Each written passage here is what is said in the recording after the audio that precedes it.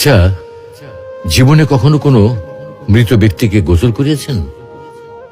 যদি কখনো সুযোগ হয় তাহলে সেই মৃত ব্যক্তিকে গোসল করাবেন। তখন খুব কাছ থেকে দেখবেন মৃত মানুষের দেহটা কতটা অসহায় লাগে, মৃত্যুর পরে মানুষের দেহ কতটা ভয়ের কারণ হয়ে দাঁড়ায়।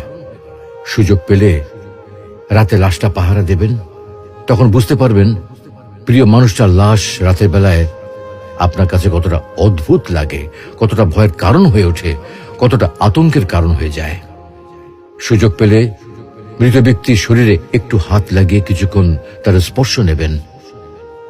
আপনি তখন উপলব্ধির সুযোগ পাবেন এই পৃথিবীতে বিশাল প্রভা প্রতিপত্তি মৃত্যুর পরে কতটা নির্যাতনের রূপ নেয়।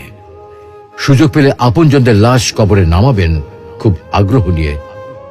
শেষবারের মতো মৃতদেহের মুখটি একবার দেখার চেষ্টা করবেন এবং বারবার উপলব্ধি করার চেষ্টা করবেন এই মৃতদের সাথে অনন্তকালের যাত্রার পথে এটাই আপনার জীবনের শেষ দেখা।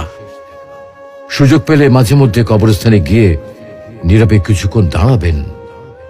এরপর মনে মনে চিন্তা করবেন জীবনের লাভ ক্ষতির হিসাব। এই মৃত মানুষগুলো এই পৃথিবীতে কি করে গেছেন, কাদের রেখে গেছেন। যাদের রেখে গেছেন তারা কি কখনো এই মৃত মানুষগুলোকে স্মরণ করার জন্য কবরস্থানের আশেপাশে একটি বারের জনকে দেখতে আসে? আমাদের জীবনটা বড় অদ্ভুত, বৈচিত্র্যময়। আমরা এর জন্যে, ওর জন্যে, ধন সম্পদের জন্যে, ঐশ্বর্যের জন্যে, বাড়ি গাড়ি টাকা পয়সার জন্যে কত না মায়া দেখাই, আগ্রহ দেখাই, আরো চাই আমাদের। অথচ এই জীবনে আমরা মৃত্যুর কথা না ভেবে, পরকালের জবাবদিহির কথা না ভেবে কিভাবে আরো সম্পদ অর্জন করতে পারি সেই চিন্তায় বিভোর থাকি। হায় রে জীবন, এখনো সময় আছে, ফিরে আসুন মহান রবের দিকে।